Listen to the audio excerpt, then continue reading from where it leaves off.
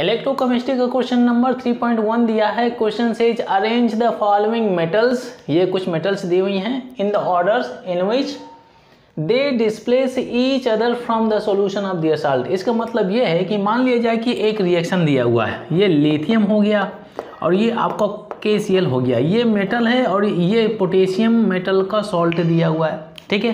तो इसमें क्या होता है भाई, ये लिथियम मोर रिएक्टिव है पोटेशियम से, तो इसका मतलब है कि पोटेशियम को रिप्लेस कर देगा, तो बनने वाले आप प्रोडक्ट क्या हो जाएगा, लिथियम क्लोराइड, और ये पोटेशियम आपका बाहर निकल जाएगा, ठीक है। मतलब है कि लिथियम जो है पोटेशियम के कंपैरिजन में ज़्यादा रिएक्टिव है। तो यहाँ पे ये जो मेटल्स हैं इनको अरेंज करना है रिएक्टिविटी ऑर्डर के हिसाब से, ठीक है। List of reactivity of metals आपको शो करना है, ठीक है भाई। तो यहाँ पे आप यूज कर सकते हैं list of reactivity of metals use कर सकते हैं।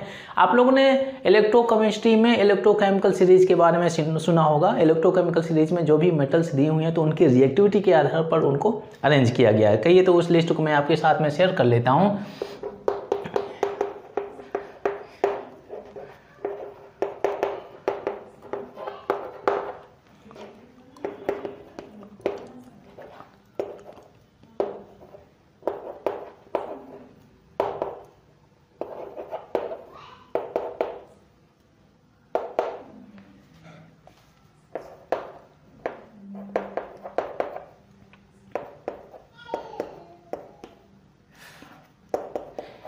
HgAg platinum and this is gold.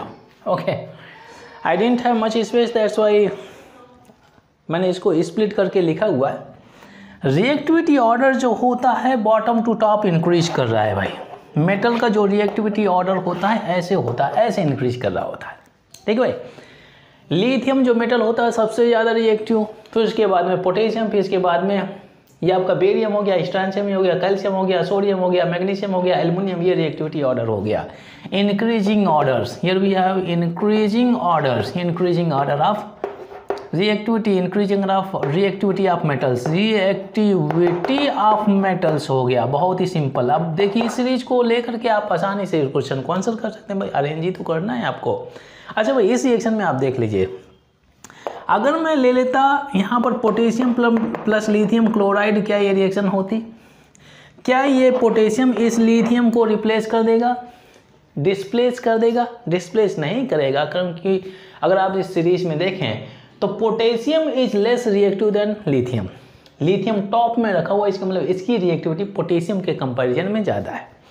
मतलब यह है कि पोटेशियम इस लिथियम को रिप्लेस नहीं करेगा, मतलब यह है कि रिएक्शन नहीं होगी।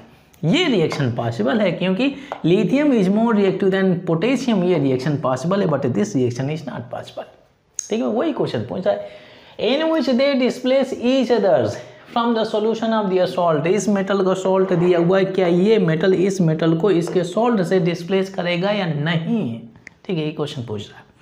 अब देखो भाई, एल्युमिनियम कहाँ दिया हुआ है? एल्युमिनियम यहाँ पे सीरीज में देखिए, एल्युमिनियम ये दिया हुआ, स्टार लगा देता हूँ, ठीक है। इसके बाद में मैग्नीशियम, इसका भी स्टार लगा दिया मैंने, ठीक है। मतलब यह है कि magnesium is more reactive then aluminium. इसके बाद में क्या दिया हुआ है? कॉपर आयरन, कहीं कॉपर दिया हुआ है भाई, कॉपर कहीं दिया हुआ है, कहाँ पर कॉपर दिया हुआ है, ये हो गया, स्टार लगा दिया, ठीक है। आयरन कहीं पर दिया, स्टार मैंने लगा दिया, ठीक है भाई। और क्या, जिंक, Zn कहीं दिया हुआ है, जिंक ये दिया, स्टार लगा दिया, ठीक है भाई। तो चलिए ऑर्डर लिख लेते हैं। अच्छा, यहाँ पे ये सबसे ज़्यादा रिएक्टिव हो गया, ठीक है। इसके बाद में सेकेंड मेटल आ गया, फिर इसके बाद में 3 आ गया, फिर इसके बाद में 4 आ गया, और फिर इसके बाद में 5 आ गया। अरेंज कर दीजिए, आंसर आपको मिल गया, ठीक है। तो सबसे ज़्यादा रिएक्टिव मेटल कौन सा हो गया भाई? मैग्नीशियम हो गया, फिर इसके बाद में एल्युमिनियम हो गया, फिर इसके बाद में जिंक हो गया, फिर इसके बाद में आयरन हो गया, और फिर इसके बाद में आपका कॉपर हो जाता है। तो order of reactivity of metals आपको लिखना है। मतलब यह है कि यहाँ पर अगर आपने मैग्नीशियम और यहाँ पे लिया है एल्युमिनियम क्लोराइड, तो magnesium being more reactive then aluminium, aluminium के सॉल्ट से इस एल्युमिनियम को डिस्प्लेस कर देगा, आपका बन जाएगा MgCl2, और ये एल्युमिनियम, ये रिएक्शन आप बैलेंस कर लीजिए, रिएक्शन हो जाएगी। परंतु यहीं कहीं अगर आप एल्युमिनियम लिख लेते हैं और MgCl2 करते हैं, तो एल्युमिनियम मैग्नीशियम से लेस रिएक्टिव है ना भाई, इस सीरीज में आप देख लीजिए। मतलब है कि एल्युमिनियम Mg को डिस्प्लेस नहीं कर सकता। ओवरऑल अगर आप देखें जो ऊपर वाली मेटल है जो टॉप में रखी होती है वो अपने से नीचे वाली मेटल को डिस्प्लेस कर देगी रिएक्शन में, ठीक है ना भाई।